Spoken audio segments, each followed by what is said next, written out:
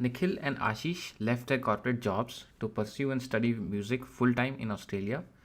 We have heard this kind of story before, but in this episode, we explored the change in their thought process as they narrated the whole experience to me. I hope you enjoy this episode.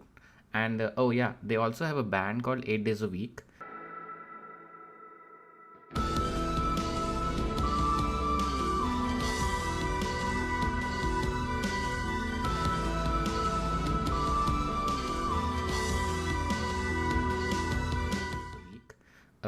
Check them out. Links in the description. ऐसा है कि बचपन से ही music पसंद था, फिर यही करना था कि हाउ डज इट स्टार्ट? मतलब बचपन से तो नहीं था वैसे, टू बी ऑनेस्ट। हम्म। मतलब जैसे होता है ना, स्टोरी सुनते हैं किसी के आर्टिस्ट की, तो सबका होता है घर में म्यूजिक था, ये था वो था। तो वैसा तो नहीं था। लेकिन मेरे को बेसिकली हुआ था, आई गेस 10th के बाद, कि मेरा कज़न था एक चंडीगढ़ में। हम्म। तो उनके पास गिटार था एक, वो बेसिस्ट है। अच्छा। बस वो गिटार जब मैंने पहली बार ऐसे ही बजाया, पहला वही स्टार्टिंग में एक स्ट्रिंग पे बजाते हैं आप। हाँ हाँ तो हाँ। एक string पे एक वो ट्यून कुछ बजाई ऐसे, हम्म। और वो जब बजाई तो ऐसे हो गया, भाई ये क्या है। ये तो बहुत अच्छा। सही चीज़ है। तो बस अच्छा। वहाँ से फिर इंटरेस्ट हुआ। हम्म। और बाकी कॉलेज में फिर वो तो फिर जब एक्सपैंड हुआ तो म्यूज़िक क्लब आया, और फिर उससे बेसिकली जो भी एक्सपोज़र मिला या जो भी, हम्म। जब लाइव किया परफॉर्म और जब वैसे म्यूज़िक बनाया, तब फिर मेन जो था वो सीड ऐसे अंदर इंसेप्शन हुआ दिमाग में। और बस अच्छा। फिर मेन तो कॉलेज में था। मेन कॉलेज एज़ में इन था। जो और निखिल? अ, मेरा भी सॉर्ट ऑफ सिमिलर स्टोरी है, बट जैसे इसका 10th में हुआ था, मेरे लिए वो सिमिलर एक्सपीरियंस था। मैंने 12th के बाद एक ड्रॉप ईयर लिया था for IIT preparation, of course. जैसे सभी करते हैं। हाँ। तो वहाँ जाके मुझे मतलब ऐसा था कि प्रिपरेशन ठीक-ठाक सी थी। ज़्यादा मज़ा भी नहीं आता था, पर हम्म। ओके। पर वहाँ पे ऐसा था कि जहाँ मैं पीजी में रहता था, वहाँ पे कोई भैया मूव किए थे लास्ट के 3-4 महीने में, एंड उनके पास गिटार था। तो वहाँ पे नॉर्मली ये होता था कि हर शाम को जैसे थोड़ा प्रेशर ईज़ ऑफ करने के लिए हम लोग चले जाते थे और वो गाने-वाने बजाते थे। तो बेसिकली जो मेरा सॉर्ट ऑफ अट्रैक्शन था, वो वहाँ से स्टार्ट हुआ था विद गिटार बेसिकली। मतलब मेरे को सिर्फ़ गिटार बजाना था, ये मेरे लिए वो था। तो फाइनली जब सिलेक्शन हो गया फॉर्च्यूनेटली कॉलेज में, तो आई जस्ट आस्क्ड पेरेंट्स कि मेरे को गिटार सीखना है। तो उन्होंने भी वैसे ही ले दिया। तो जब मैं कॉलेज में आया था, तो मैंने 1 महीना पहले उससे सीखना शुरू किया था सॉर्ट ऑफ। तो मैं बहुत बेसिक सा बजा लेता था कि कोई अगर बोले क्या आता है, तो मैं 4 कॉर्ड मार दूँगा, बोलूँगा मुझे इतना आता है, दैट्स इट। तो फर्स्ट ईयर में फिर वहाँ आके पता लगा कि यहाँ पे तो सारी दुनिया गिटार बजा रही है, हम अकेले नहीं हैं। हाँ हाँ हाँ। और फिर वहाँ जाके फिर ये भाई साहब मतलब सेम ही फ्लोर पे थे, हम्म। तो जैसे पता लगा हमारे सीएससी में ही, मतलब फर्स्ट ईयर में ही काफ़ी लोग म्यूज़िशियंस थे। तो मुझे वहाँ से पता लगा, तो इसका पता लगा, तो इसको गिटार बजाते हुए मैंने देखा, तो बोला अच्छा ऐसे बजाते हैं। क्योंकि मुझे तो बिल्कुल नहीं आता था उस टाइम पे। और फिर वहाँ से फिर धीरे-धीरे ऐसा हुआ कि फिर म्यूज़िक क्लब के साथ धीरे-धीरे वो जुड़ने का मौका मिला, परफ़ॉर्मेंसेस करे वहाँ पे, एंड बाय फाइनल ईयर मतलब ऐसा था कि मैंने कहीं न कहीं दिमाग में ये था कि यार ये चीज़ अच्छी लगती है, तो कभी ना कभी इसे परस्यू ज़रूर करूँगा। बट ऐसा नहीं सोचा था कि मैं एज़ करियर सीधा कॉलेज के बाद कर लूँगा। वो रियलाइज़ेशन थोड़ा लेट आया, जॉब जब कर ली और सब कुछ हो गया उसके बाद। अच्छा। तो ये कॉलेज में आसान बड़ा होता है कि आप और कि आसपास हमारे एनवायरनमेंट में ऐसा था, तुम लोग का ग्रुप भी ऐसा था कि अ, जैसे आसपास होता है कि अरे प्लेसमेंट प्लेसमेंट प्लेसमेंट प्लेसमेंट, या फिर है ना? तो उस समय कॉलेज में कभी दिमाग में नहीं आया कि नहीं फुल टाइम ही करना है म्यूजिक, या फिर आसपास जो चल रहा था सबके दिमाग में प्लेसमेंट प्लेसमेंट चाहिए, वही वही वैसा ही हो गया? उस टाइम तो हाँ, वैसा ही हो गया था। एज़ इन कि क्योंकि खुद पे इतना कॉन्फिडेंस भी नहीं था ना खुद में, कि हम्म। इतने अच्छे थे भी नहीं उस टाइम। अभी भी नहीं है वैसे तो। और हाँ। उस टाइम पे एक वो था कि हमारा सॉर्ट ऑफ बैंड था वहाँ पे कॉलेज में, तो हमें मेन मतलब एस्पिरेशंस उसको लेके थी कि हमारे पास प्रॉपर सभी लोग थे बैंड में, एंड हम ये सोचते थे कि अगर जाएँगे तो एज़ अ बैंड टुगेदर साथ में आगे जाएँगे। हम्म। तो ले दे के वो फाइनल ईयर में टूट गया, क्योंकि सबको प्लेसमेंट चाहिए, मतलब करियर चाहिए, music is not a viable career in India, hmm. जैसे सबको पता ही है। स्टार्ट करना है। तो बस फिर वो जैसे फिर बैंड थोड़ा नहीं चल रहा था उतना, तो फाइनली बस फिर वही होल्ड लगी हुई थी, सबको प्लेसमेंट चाहिए, अच्छी नौकरी चाहिए और कुछ टाइम जाके जॉब करेंगे, देखेंगे कॉर्पोरेट कल्चर कैसा है, मतलब हाँ। वही था। और हाँ। उसमें भी मोमेंट्स थे मतलब म्यूजिक वाले में भी कि कभी कभी लगता था कि हम तो बहुत फाड़ है, कभी कभी लगता था हम तो बहुत फुद्दू हैं। तो मतलब वही कि बीच में हम जैसे एनआईटी कुरुक्षेत्र गए थे अच्छा। उसमें, तो हम मतलब कुछ ऐसा वो नहीं था कि ये करेंगे वो करेंगे, बस हम ऐसे ही कुछ एक दो दो तीन गाने किए, प्रैक्टिस करे, हम चले गए कि बैठ लो बहन, चलो चलते हैं घुमाएंगे थोड़ा। वहाँ गए और परफॉर्म किया, बैक स्टेज खड़े थे, रिजल्ट अनाउंस हो रहा था, तो हमें तो कोई वो नहीं था और हमें पता लगता कि हम जीत गए और हम एकदम पागल कि क्या हो गया ये हमें तो पता मतलब बिल्कुल ऐसा था कि एक्सपेक्टेड नहीं था बिल्कुल भी। तो फिर उसके बाद थोड़ा ऐसा हो गया कि मतलब कर सकते हैं कुछ इसमें, तब फिर सभी शाउट आउट टू दिव्यांशु, हाँ। गौरव, साहिल, हम पांच, मुरली हाँ वहाँ नहीं था बट हाँ वो भी साथ ही था हमारे एज इन बाद में। तो तब मतलब ऐसा था कि मोमेंट बना कि एज इन ये कर सकते हैं, लेकिन फिर वही कि थोड़े दिन बीत जाते हैं तो फिर ऐसा हो जाता है कि इतना लगा नहीं, सबकी तरफ से इतना आया नहीं। ये और फाइनल फिर ईयर में था? प्लेसमेंट वो थर्ड ईयर, हाँ second year, third year probably, second या थर्ड ईयर, थर्ड ईयर फरवरी स्टार्टिंग 25 हाँ आई कुछ गेस वैसे सेकंड थर्ड ईयर ही था। सेकंड थर्ड ईयर का थोड़ा इंटरसेक्शन। तो हाँ फिर उसके बाद थोड़ा टाइम आया था कि लगा था कि हाँ करते हैं, फिर ये वो, फिर वो भी फेड आउट हो गया। फिर फाइनल ईयर तो प्लेसमेंट्स और वो सब ही था। हाँ फाइनल ईयर तो was sort of a blur, मतलब 3 साल तो अच्छे से याद है क्या किया कहते थे। Final year was all about placements fun भी किया। कि मतलब हाँ वो एंड एक बार जैसे जब तक प्लेसमेंट नहीं है तब तक ये था यार प्लेसमेंट हो जाए, प्लेसमेंट हो गई उसके बाद फिर ब्लर ये था कि फिर याद नहीं है क्या किया, फिर बस पार्टीज एंड ऑल। हाँ जैसे सबका ही होता है। हाँ तो but as such to answer your question, हमने उस टाइम पे म्यूजिक एज अ करियर उस नहीं, टाइम तो नहीं। कॉलेज में तो नहीं सोचा था एटलीस्ट फुल टाइम। तो कॉलेज के बाद कहाँ पे प्लेसमेंट रहती, लोकेशन वाइज सेम जगह पे गए थे? कहाँ गए, क्या सीन हुआ था?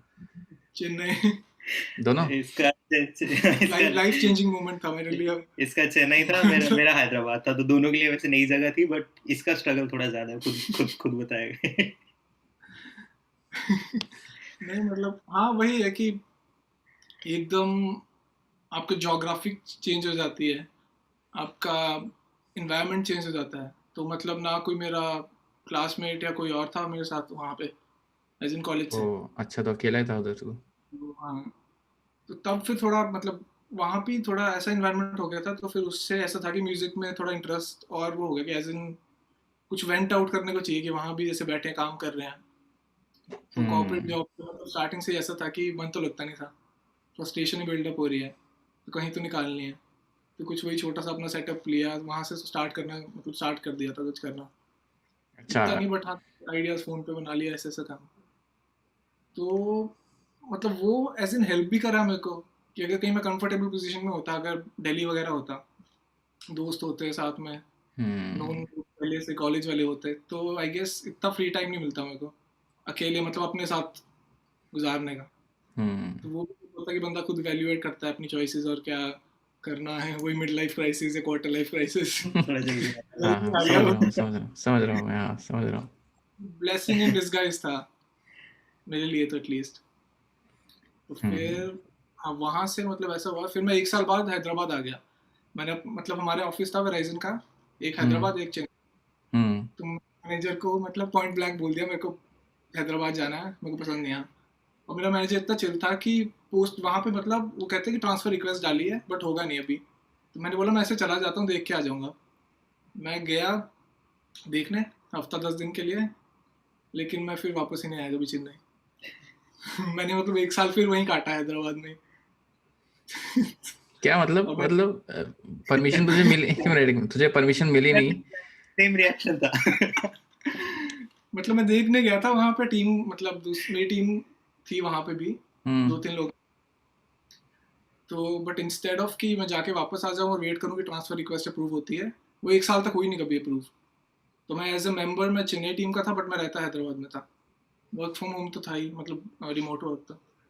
तो फिर वही ये हैदराबाद ही था, यूटीसी में। हाँ यूटीसी। तो फिर मतलब इसके साथ ही रह रहा था मैं उस टाइम वहाँ पे।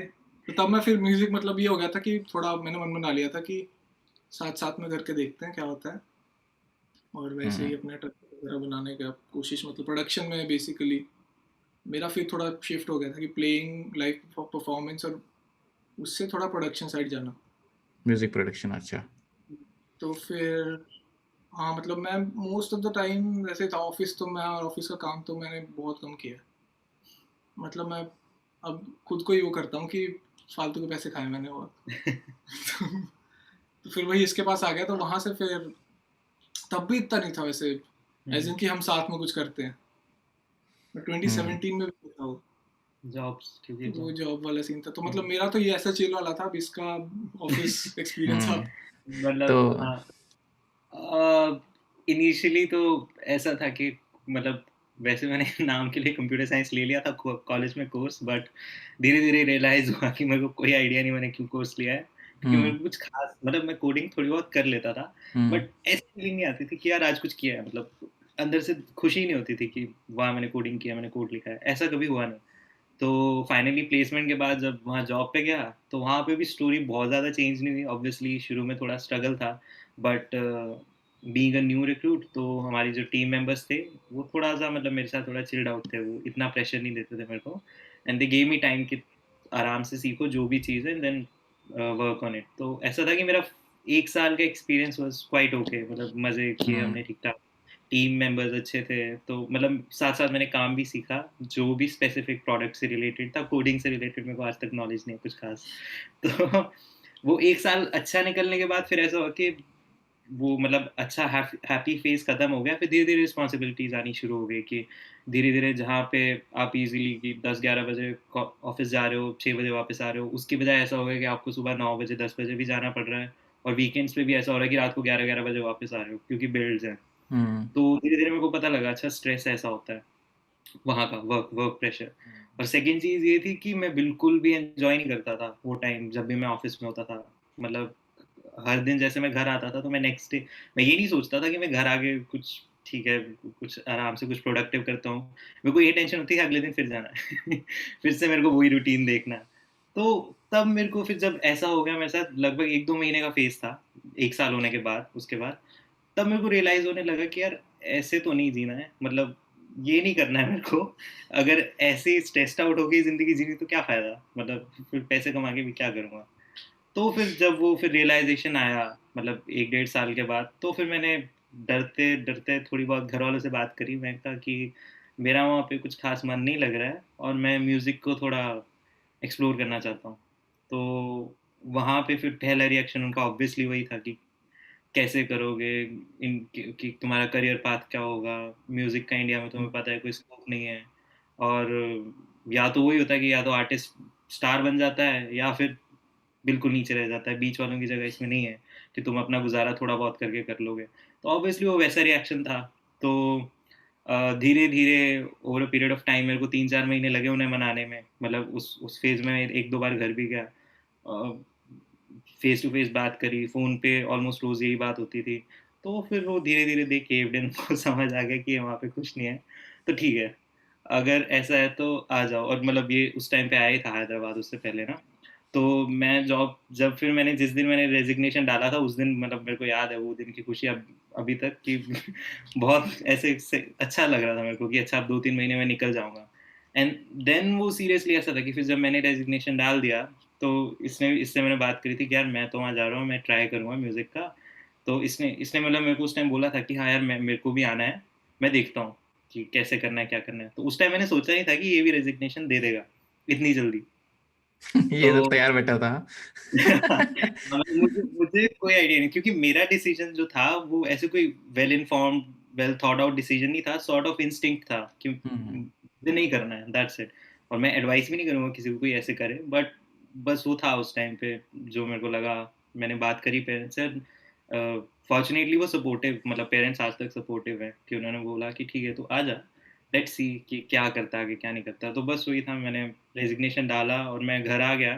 तो उसमें घर वालों के साथ डील स्ट्राइक करी थी कि मैं कुछ थोड़ा बहुत कॉम्पिटिटिव एग्जाम्स की तैयारी करूँगा half time, and then other half में मैं म्यूजिक परस्यू करूँगा। तो ये मतलब मेरे फादर के साथ डील स्ट्राइक करी थी मैंने। तो इससे वो भी खुश थे, मैं भी खुश था।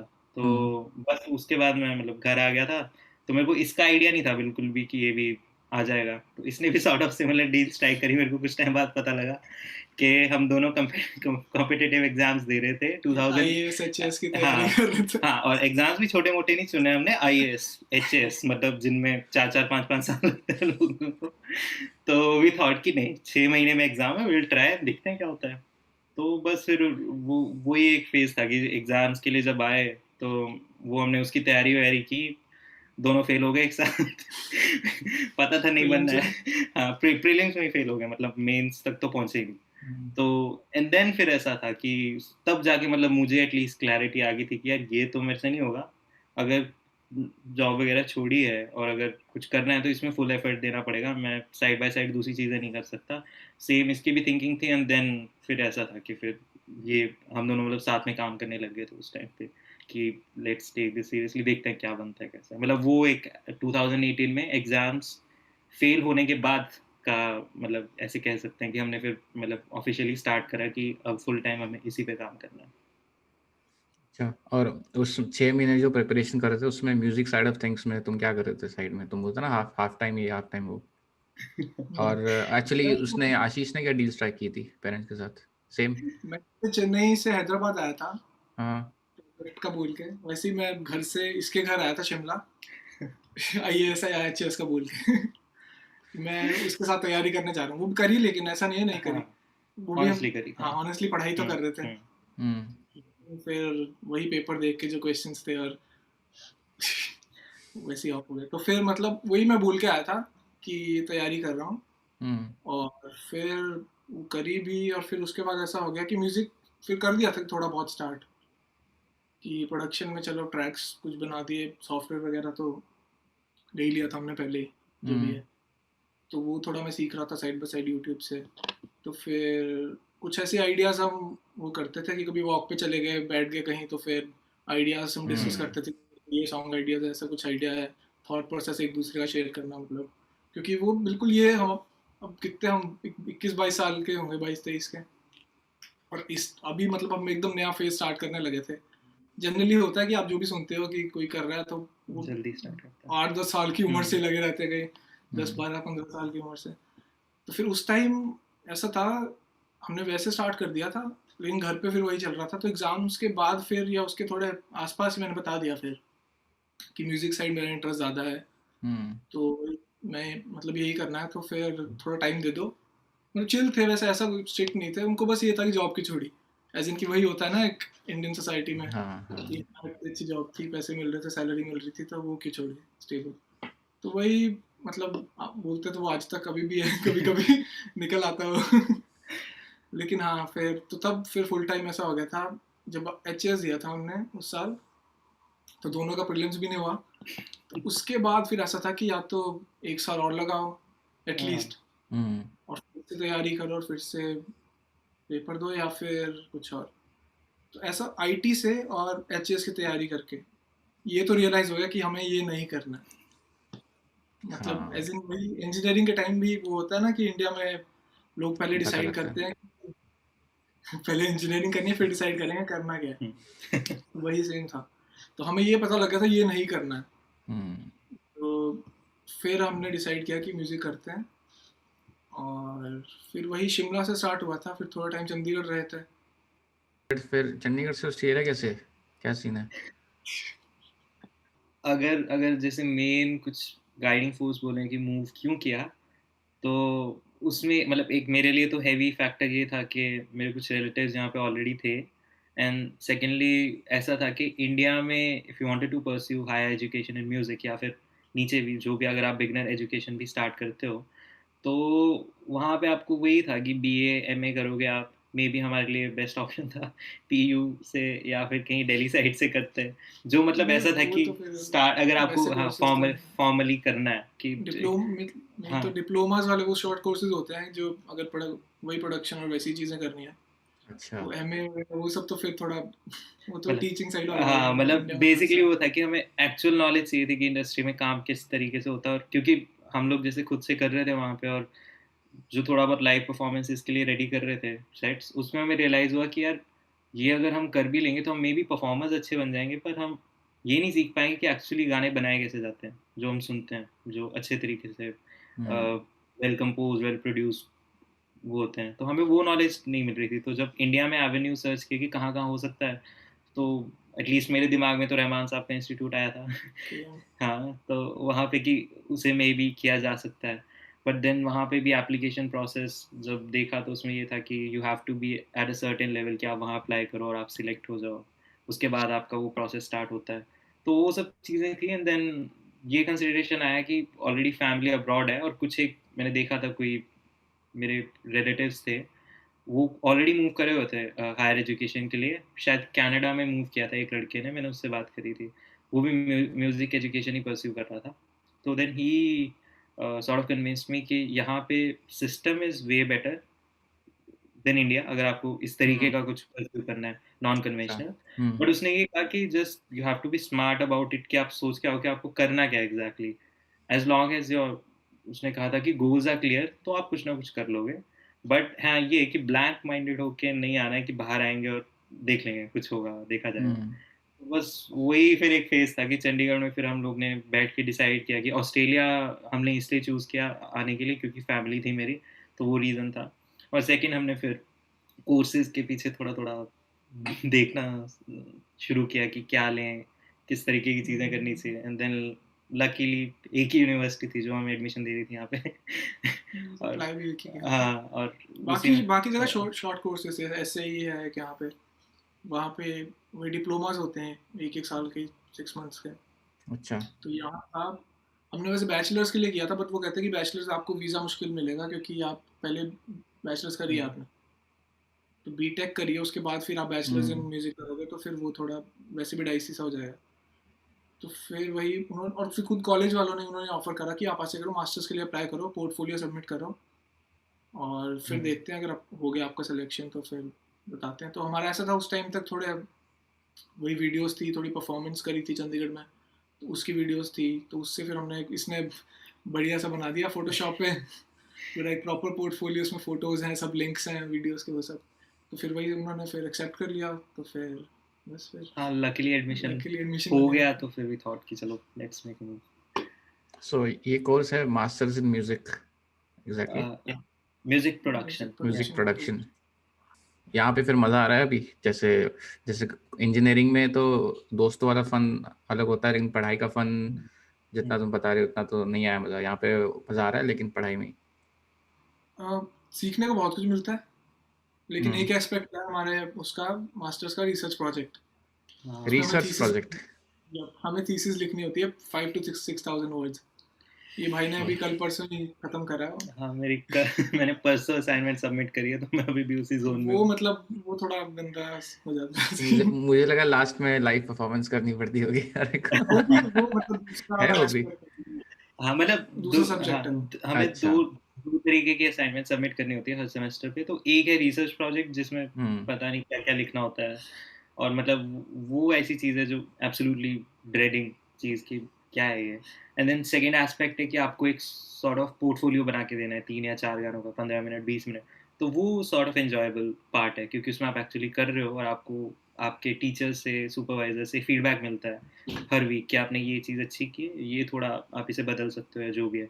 तो वो एक्चुअली उस गोल के आसपास है कि जो हमें सीखना था कि गाने बनाए कैसे जाते हैं एक्चुअली, और वो साउंड अच्छे कैसे करते हैं।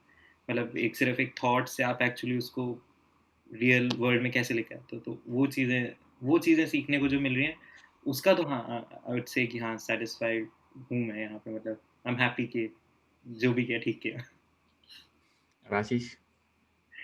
हाँ सेम वही, मतलब क्योंकि अब यहाँ आके पता लगता है कि लोगों को कितनी नॉलेज है। हम्म। हमें तो ऐसा लगता है ना, कभी हम कुछ यूट्यूब पे देख ली 4 वीडियोस और ऐसा हो गया कि भाई हम तो बहुत सही, हम तो क्या क्या बना लेते हैं। लेकिन फिर हम्म। जब पता लगता है कि दुनिया में और भी बहुत कुछ है, तो मतलब एक तो वह माइंड ओपन हुआ है, वो बहुत बड़ी चीज़ होती है कि तुम हर चीज़ को, ऐसा नहीं है कि ये तो कुछ भी सुन के कि ये तो बेकार चीज़ है, ये तो मैं सुनूंगा नहीं, ये तो मैं, मतलब मेरा टेस्ट नहीं है ऐसा, मेरा ये नहीं है वो। क्योंकि जैसे हम कॉलेज में थे कि सिर्फ रॉक सुनते थे, तो बहुत ऐसा था कि बाकी पॉप म्यूजिक सुनना ही नहीं है, और ऐसा माइंडसेट था कि ये तो ट्रैश है। लेकिन यहाँ के ऐसा हो गया कि हर चीज़ की मतलब आपको वैल्यू पता लगती है, और वही कि सुपरवाइजर्स इतने मतलब नॉलेजेबल लोग होते हैं, लोग हैं होते हैं। What the fuck? हाँ, प्लस मतलब स्टूडेंट्स भी ऐसे कि इट हम्बल्स यू एक्सट्रीमली, मतलब तो मतलब फिर तब पता लगता है कि बहुत कुछ है सीखने को, और वो जब पता लगता है तो फिर ऐसा होता है कि हाँ चलो अब कुछ कर, हाँ फिर प्रॉपरली करते हैं, फिर उससे जो रिजल्ट आता है वो वैसे नहीं आ सकता, मेरे को लगता हाँ है। मतलब नॉर्मल अगर आप घर पे बैठे यूट्यूब वीडियोस देख रहे हो, हाँ तो वो चीज़, काफ़ी ऐसी चीज़ें हैं जो मतलब नहीं होती। हाँ एग्जैक्टली ऐसा था कि यहाँ आने से पहले हमें पता नहीं था कि हमें एग्जैक्टली कि हमें अभी और सीखना है।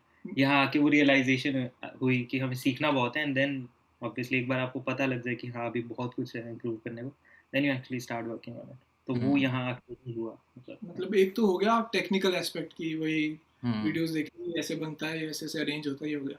दूसरा एक था कि अपना मतलब खुद से रिफ्लेक्शन, एज इन कि आपको अपना सेल्फ अवेयर होना कि आप जो कर रहे हो, फिर उसको ही एक दूसरा, एक बड़े लेंस से देखना, जूम आउट करके अपने को खुद को ऑब्जर्व करना कि ये बनाया मैंने, ये क्या है, कैसे बनाया, कुछ हाँ थॉट प्रोसेस, मतलब वो एनहांस किया है इस कोर्स ने थोड़ा हमारा।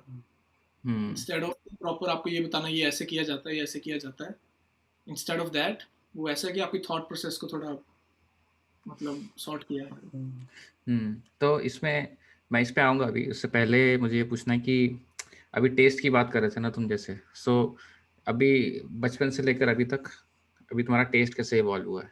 थोड़ा थोड़ा तुमने टच किया था इस पे, लेकिन पर्सनली क्योंकि क्योंकि मैं जैसे म्यूजिक सुनता हूँ अपना, तो मतलब एंड यूजर वाला है कि मैं इतने नुआंसेस नहीं पकड़ पाऊंगा। मुझे है कि फील गुड गाना है, लिरिक्स अच्छे हैं, मतलब मजा आ गया, है ना? तो तुम्हारा टेस्ट कैसे इवॉल्व हुआ है जैसे अभी तुम यहाँ पहुंचे हो? तो क्या था पहले, क्या पसंद था, अब क्या पसंद है, क्या हो रहा है? बॉलीवुड, बॉलीवुड से फिर स्कूल में क्या था, लिंकिन पार्क था, एनरिके वगैरह, हाँ हाँ हाँ और उसके बाद कॉलेज आए, कॉलेज में फिर bands, Led Zeppelin, pink Floyd वगैरह, ये हम्म सब बड़े जो भी है, और फू फाइटर्स, निर्वाणा, ये सब। मतलब उस टाइम तो ऐसा था कि रॉक, वही गन्स एंड रोजेस,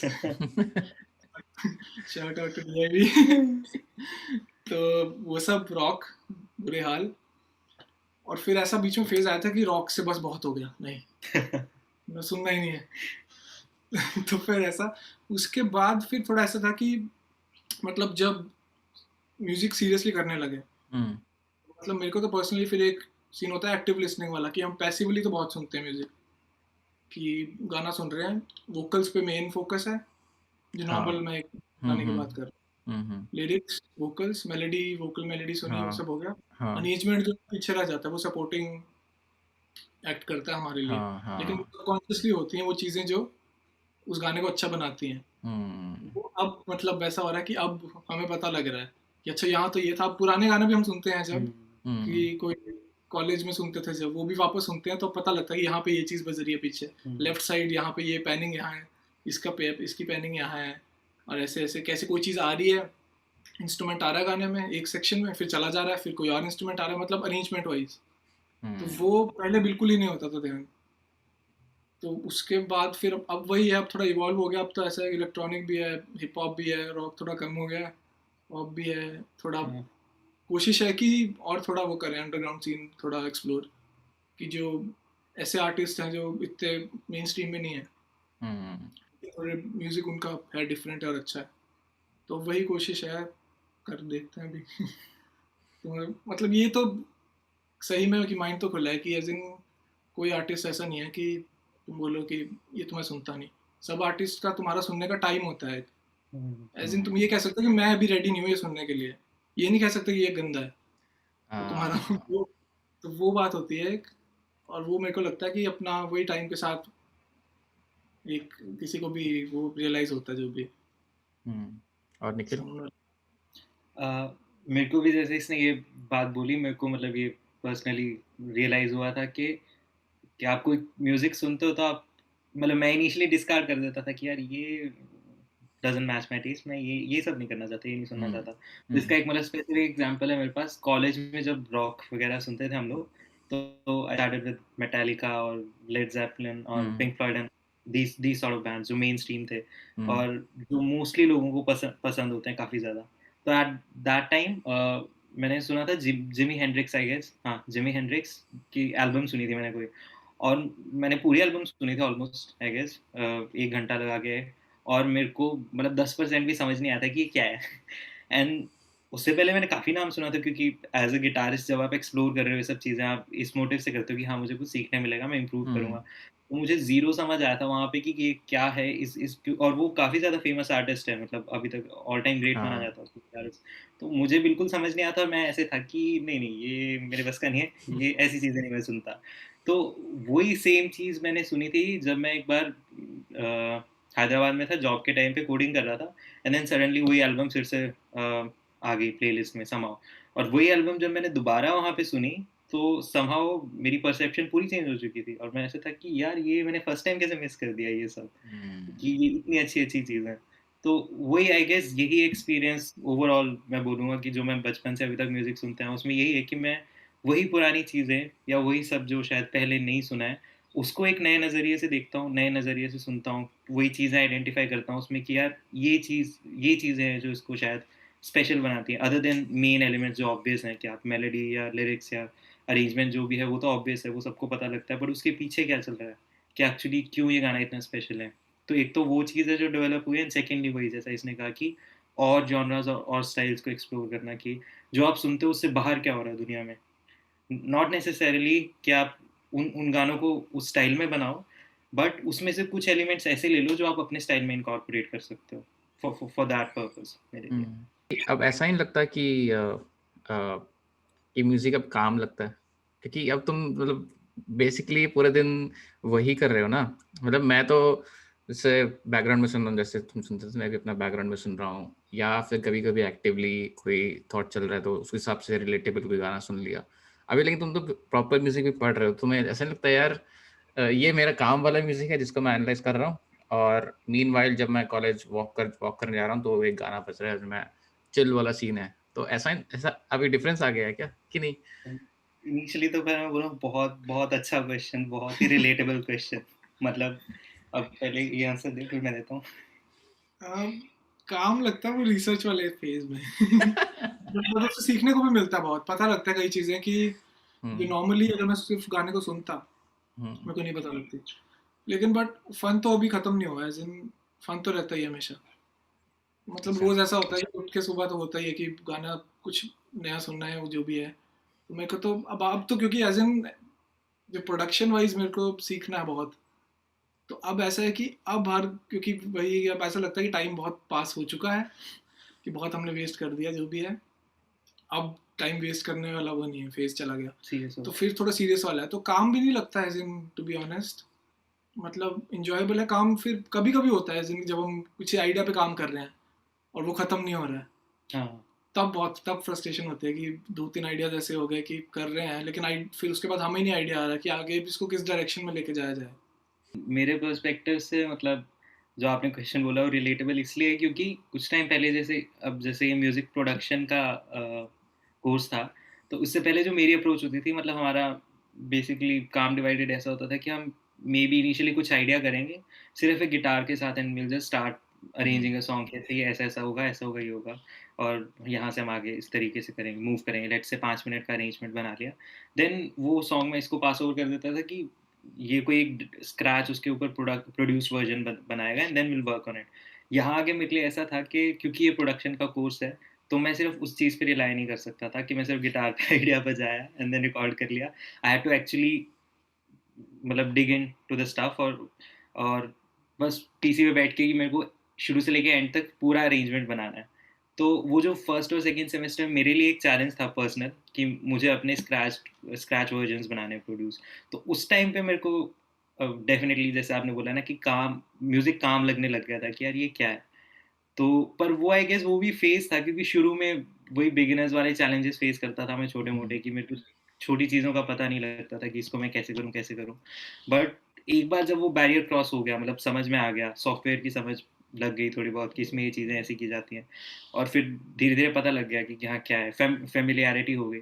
उसके बाद फिर मज़ा आने लग गया, मतलब उसके बाद फिर ऐसे रोज़ एक्साइटमेंट होती है कि अच्छा अब मेरे पास अगर ये आइडिया है, तो मैं पुरानी अप्रोच छोड़ के अब मैं सीधा प्रोडक्शन पे शुरू हो जाता हूँ करने।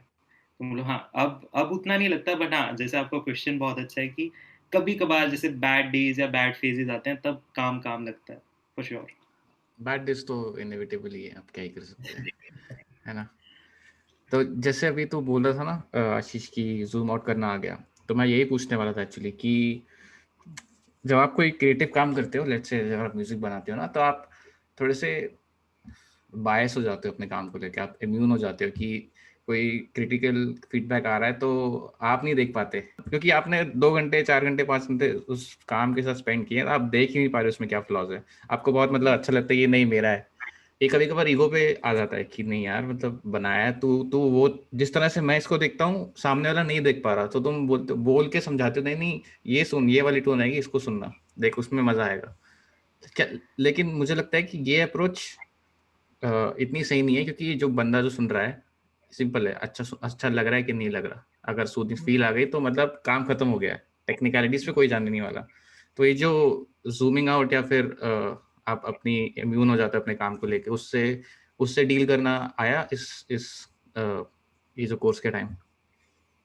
एक आप मतलब मैंने मेरे को ऐसा कोर्स से भी है, बाकी मैंने थोड़ा वही मैं ऑब्जर्व बाकी आर्टिस्ट को भी फॉलो करता हूँ, तो फरेल हो गया और जैसे केंड्रिक लमार वगैरह हो गए। हम्म। तो इनका मतलब जो वर्क एथिक होता है ना, उसमें ये होता है कि अगर आप स्टूडियो में आ रहे हो ना, तो आपका ईगो आपके साथ स्टूडियो के अंदर नहीं आना चाहिए, उसको रूम के बाहर छोड़ के आओ। हम्म। ये मतलब बड़े से बड़ा आर्टिस्ट जो आप देखोगे ना, उसमें होता ही है ये ट्रेट। तो ये सीखने को मिला, और हमें भी एज इन ऐसा नहीं है कि हम परफेक्ट हैं या परफेक्ट थे या जो भी है। हमें स्टार्टिंग में होता था, मैंने कुछ बनाया या इसने कोई गाना वो किया हम्म। है, तो हमें भी बहुत टाइम लगा। अब थोड़ा हम कंफर्टेबल हो गए हैं, एज इन ब्लंटली बोल देते हैं एक दूसरे को कि यार ये थोड़ा इसमें काम, ये हुँ, मज़ा नहीं आया, यहाँ कुछ और करते हैं, ये ट्राई करते हैं। हम्म। तो कभी कभी थोड़ा लगता है, अभी भी लगता है कि एज इन कि दिल पे लगती है जो, हाँ, कि यार मैंने तो हम्म। इतना टाइम लगाया, ये तो होना चाहिए। लेकिन फिर वही रियलाइजेशन होता है कि यार ये हाँ सही है, वो सामने वाला सही है। तो अच्छा। उससे वो चीज़ कोर्स से भी और वैसे भी खुद भी अभी, क्योंकि हमें ज़्यादा अपॉर्चुनिटी मिली नहीं है किसी और से कोलैब करने की, तो हम अच्छा। एक दूसरे से भी वो चीज़ सीख रहे हैं। अगर इंडिविजुअली मैं कुछ बना रहा होता या ये कुछ बना रहा होता, तब हमें शायद अभी तक तो पता नहीं लगती है, क्योंकि ये सब पता लगता है जब आप दूसरे लोगों के साथ काम कर रहे हो। हम्म। तो फिर ये हुआ तो है एटलीस्ट कि, और फिर ये भी रियलाइजेशन हुआ कि प्रोसेस है ये। आप ऐसा नहीं हो कि आप बोलो कि हाँ 2 महीने मैंने ये कोर्स किया है, 2 साल कोर्स किया और मैं फिर परफेक्ट बन के निकलूंगा, मैं बन करेक्ट, जाऊंगा जिमी करेक्ट। हेंड्रिक्स से जो भी। तो ये भी रियलाइजेशन है, लेकिन फिर वही है कि जो हम इस मोमेंट पे हैं उतना काम करते हैं खुद से ज़्यादा, कि ऐसा भी नहीं बहुत ज़्यादा एक्सपेक्टेशन रखो, अपना जितना इस टाइम हो सके उतना करो। हम्म। फिर वही है, फीडबैक लो तो उसको कंस्ट्रक्टिवली लो, तो सीख ही रहे हैं वो सब। तो एक हम्म। दूसरे से ही सीखना मेनली तो, हाँ, क्योंकि अभी ऐसा तो है नहीं हमने कोई एल्बम या गाने निकाले हैं हाँ, वही आपके हाथ से है कि दिल पे नहीं लेनी बात, वो तो थोड़ा वो तो हाँ, हाँ। सीखने में थोड़ा टाइम लगा, बट हाँ, still work in progress. What could the society or the parents could have done earlier कि आइडियली क्या होना चाहिए? लेट्स अज्यूम करते हैं आइडियली तुम्हें 8-10 साल के और तुम्हें पता है कि यू आर गुड, तुम्हें पता है मतलब तुम पेरेंट्स को पता है कि हाँ इस म्यूजिक में अच्छा अच्छा अच्छा है ये, चलो 11th-12th में भी मान लो कि हाँ अच्छा है, आइडियली क्या होना चाहिए जो टैलेंटेड म्यूजिशियन है जिसको क्या होना चाहिए उसके म्यूजिशियन साथ? मैं जनरल वो बताता हूँ कि जैसे हमें पता लगा ना आईटी हम्म। करके, एग्जाम्स की तैयारी करके, ये नहीं करना है, हुँ।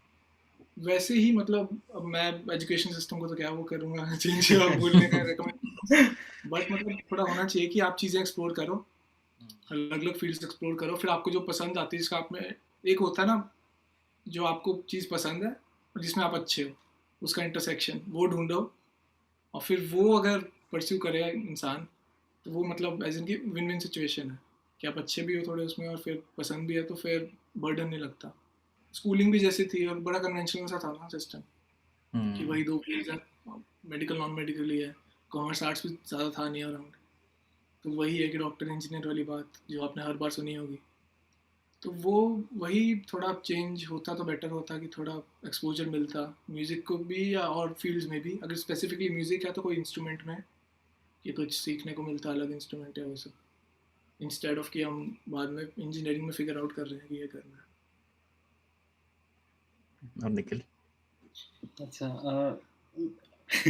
मेरे केस में मतलब मेरा जो थॉट प्रोसेस है वो थोड़ा सा डिफरेंट है, क्योंकि आई गेस एक तो जैसे मतलब जो मेरे मतलब मैं उस केस में अपने आप को लकी मानता हूँ कि जिस तरीके के पेरेंट्स मतलब मेरे को मिले हैं, कि जैसी अप्रोच उनकी रही है मेरी अपब्रिंगिंग में, तो ऑब्वियसली बचपन से वैसा तो था ही कि यार तुम स्कूल में तो एटलीस्ट अच्छा करो ही ना, वहाँ पे तो देयर इज नो कॉम्प्रोमाइज़ कि तुम्हें वहाँ जाना है, अच्छा करना है, तो वो तो है ही है। और लकीली ठीक ही था, मतलब पढ़ाई में वो खास दिक्कत नहीं होती थी, बट ऐसा था कि मैं म्यूज़िक तो नहीं, उस टाइम पे जैसे क्रिकेट में काफ़ी ज़्यादा इन्वॉल्व था, मतलब बचपन से। तो ऐसा था कि हम लोग धर्मशाला रहते थे, तो मेरे फादर ने फुल सपोर्ट किया था, वहाँ पे जो एकेडमी थी वहाँ एडमिशन वगैरह सब दिलाया था मेरे को। और वो मतलब क्योंकि उन्होंने देखा था कि ठीक खेल लेता है, अच्छा खेल लेता है, मतलब ऐसा नहीं कि ब्रिलियंट प्लेयर है, पर उनको लगता था कि इसको अच्छा लगता है एंड वो ठीक ठाक खेल लेता है। तो उस टाइम पे मेरा स्केड्यूल रहता था कि सुबह से दोपहर तक वही आप स्कूल जाओगे, वहाँ से वापस आते हो, लंच करते हो, एंड देन शाम को एकेडमी के लिए गायब, फिर से आप रात को आ रहे हो थक के। और ऐसे ही रूटीन मेरा काफ़ी टाइम चलता रहा, जो भी मेरे को मज़ा आता था। बट समहाउ 10th के आसपास ऐसा हुआ था कि मेरी स्टडीज़ थोड़ी बहुत सफ़र करने लग गई थी उस वजह से। बट स्टिल पेरेंट्स का सपोर्ट था, पर वहाँ पे मेरा डिसीजन था वो कि मैं क्रिकेट छोड़ के I will just focus on studies, क्योंकि मेरे से दोनों चीज़ें एक साथ नहीं हो पा रही थी उस टाइम पे। तो अब अगर मतलब मैं अपने केस में बोलूँ, तो मैं ये बोलूँगा कि मुझे तो एटलीस्ट सपोर्ट मिला था कि अगर मैं कुछ अनकन्वेंशनल भी करना चाह रहा था, क्योंकि क्रिकेट भी ऐसा है कि आप एज अ करियर तो बहुत मुश्किल है कि लोग लेंगे, तो वैसा था। तो मेरे पास अपॉर्चुनिटी थी, तो जो मैंने उस टाइम पे नहीं करी। बट अगर आप जैसे आइडियल सिनेरियो बोलोगे, तो मैं यही यही कह सकता हूँ कि मतलब जितनी इंपॉर्टेंस एटलीस्ट इंडिया में एजुकेशन को दी जाती है इंजीनियर्स और डॉक्टर्स बनने में, अगर उस तरीके की इंपॉर्टेंस आपको बाकी चीज़ों में भी चाहिए, अनकन्वेंशनल जो भी आपके करियर चॉइसेस हैं उसमें चाहिए, तो उसके लिए आई गेस आपको पहले वो जो एरियाज हैं उनको स्ट्रक्चराइज करना पड़ेगा। एक्सपोज करना पड़ेगा हाँ, स्टूडेंट को, हमें आइडिया ही नहीं होता है ना, हाँ, हमारे पेरेंट्स को था, हाँ। उनको तो फिर क्या ही मतलब क्योंकि ब्लेम तो हाँ, क्या ही करना, सपोर्टिव तो थे ही हाँ, स्टार्टिंग से। क्योंकि हम्म, बट वही इंजीनियर होता है बनने कि हाँ, वो आइडिया इंजीनियर ही नहीं, उनका भी माइंडसेट उतना ही है, हमारा भी वही हाँ, टनल विजन चला है कि बस ये दो चीजें इनमें यही करना है। हाँ, क्योंकि जैसे इंजीनियर या डॉक्टर बनना है तो सबको क्लियरली पता है कि आपको पास आउट को स्कूल से पास आउट करके ये एग्ज़ाम देना है, यहाँ आपका एडमिशन होगा, वहाँ से प्लेसमेंट होगी and then you will start.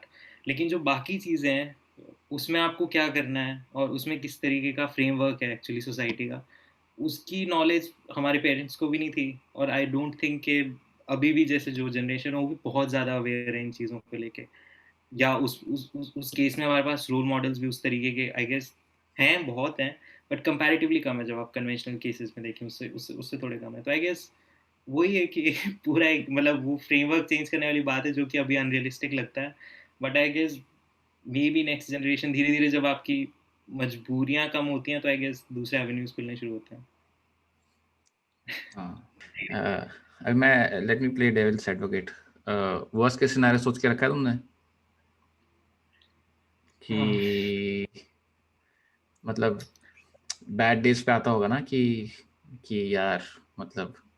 एक वो होता है ना कि आपके पास फॉल बैक करने को कुछ हो, नेट हम्म, सेफ्टी नेट हो, हम्म, तो थोड़ा वो भी होता है कि ऐसे नहीं यार कोई नहीं, कर लेंगे, कुछ नहीं हुआ तो ये हो जाएगा, ऐसे थोड़ा कैजुअल एटीट्यूड आ जाता है।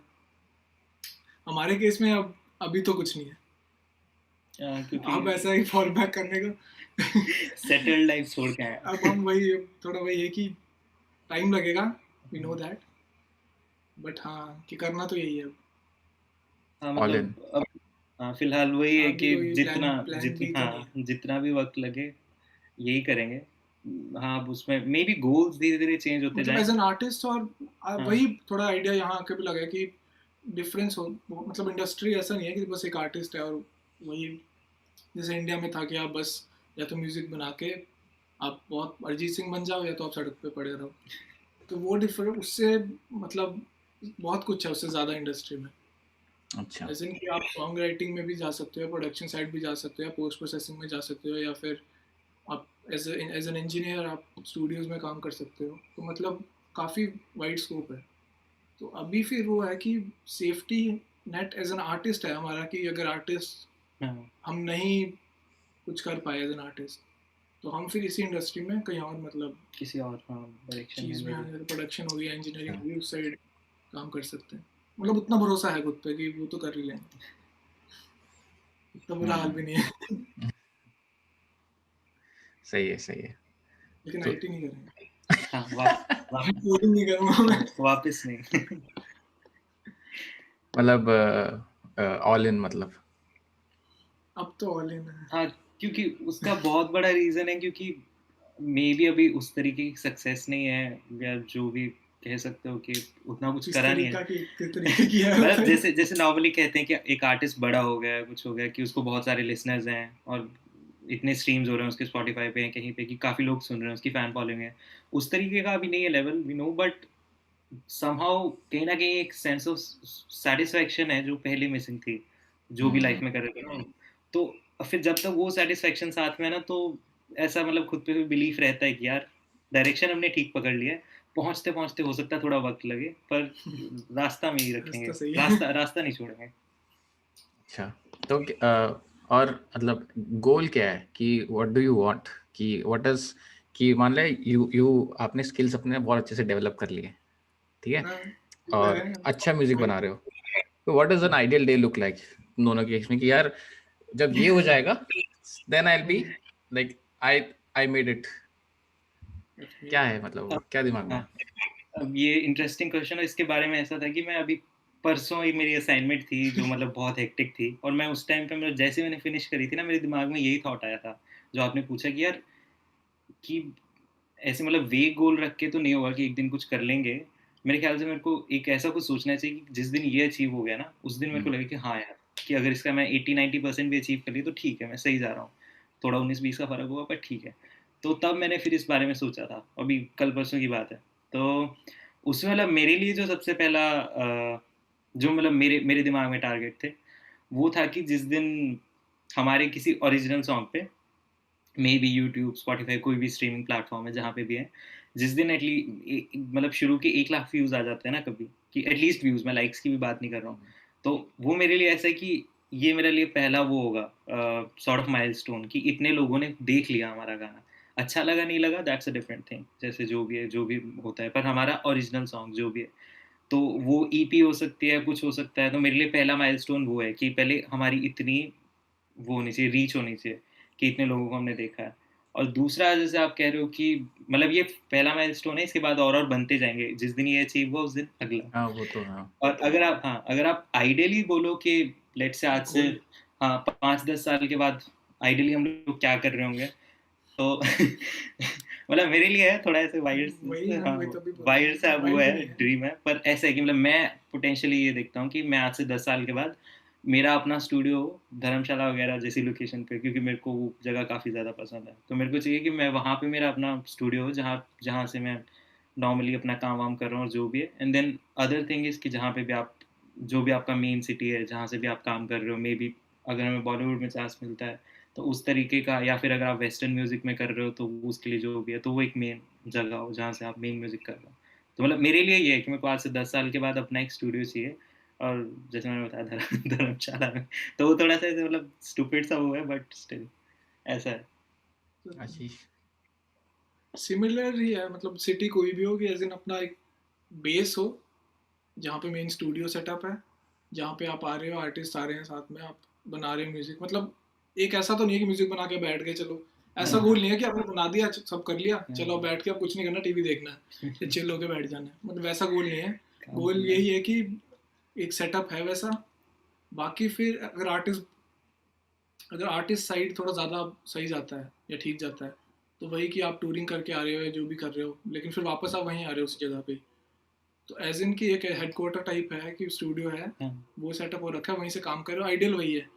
और फिर वही कि प्रोडक्शन साइड अगर मैं जाता हूँ तो वही कि वहीं से प्रोड्यूस कर रहे हो, जो भी काम कर रहे हो, तो काम का काम है, फन का फन है, और बाकी घूमने का घूमना है। अगर टूरिंग रहती है तो टूरिंग है, तो आइडियली हाँ। मतलब वही आइडियल तो वही है। इतनी जो जर्नी है तुम्हारी अभी तक, क्या फ्रेंड सर्कल कैसे सपोर्ट रहा? फ्रेंड्स का तो स्टार्टिंग से ही मतलब गालियाँ भी देते हैं बहुत। लेकिन सबसे ज़्यादा सपोर्ट भी वही हाँ, करते हैं। तो अब पता नहीं सबके नाम जिस जिसके, मुमुक्ष, देवेश, गौरव, डीआईवी, दिव्यांशु, सचिन, हिमांशु, सही। फिर आता नहीं साहिल, और मुरली। मुरली भी, और हाँ सबसे हाँ, बड़े तो मुरली। तो मतलब कॉलेज टाइम से ही साथ तो थे ही सब, लेकिन कॉलेज के बाद भी जब डिसाइड किया हमने कि म्यूजिक करना है, तो मैं मतलब मैं भी पर्सनली स्टार्टिंग में थोड़े कुछ भी ऐसे रीमिक्स वगैरह बनाता था, कुछ भी मतलब बहुत गंदे बनाता था, लेकिन तब भी ऐसा था कि बट कई बार ऐसा होता था, ऑनेस्ट फीडबैक मिलता था, जो आप ऐसा होता है ना कि रियलाइज करते हो कि ये ऐसे नहीं बोल रहा, कि सुपरफिशियल नहीं है, ये रियलिटी है। तो वो फेस कर आया, और फिर सपोर्ट भी मतलब हर लेवल पे काफ़ी मिला है, तो वी मतलब ग्रेटफुल फॉर दैट। कि मतलब हमें लगता है कि मेरे को पर्सनली लगता है कि ऐसे दोस्त मिलना बहुत मुश्किल होता है, एग्जैक्टली। जैसे हम मिले थे कॉलेज में, वो भी उस टाइम हाँ, पे मिले। ये तो तो है, बहुत लकी बिग रहे उस शाउट आउट एस्पेक्ट में। हाँ, टू दोस गाइस। सीरियसली। अच्छा, एक लास्ट चीज़ है जो मैं चाहता हूँ कि शायद तुम करो। चार्ल्स बुकोस्की के बारे में सुना तुमने? अरे मैं बहुत बड़ा फैन हाँ, उसका एक मैंने इमेज भेजी है, तो अगर तुम वो पोएम अगर रिसाइट करोगे तो अच्छा रहेगा शायद। हूँ। Roll the Dice by Charles Bukowski. If you're going to try, go all the way. Otherwise, don't even start. If you're going to try, go all the way.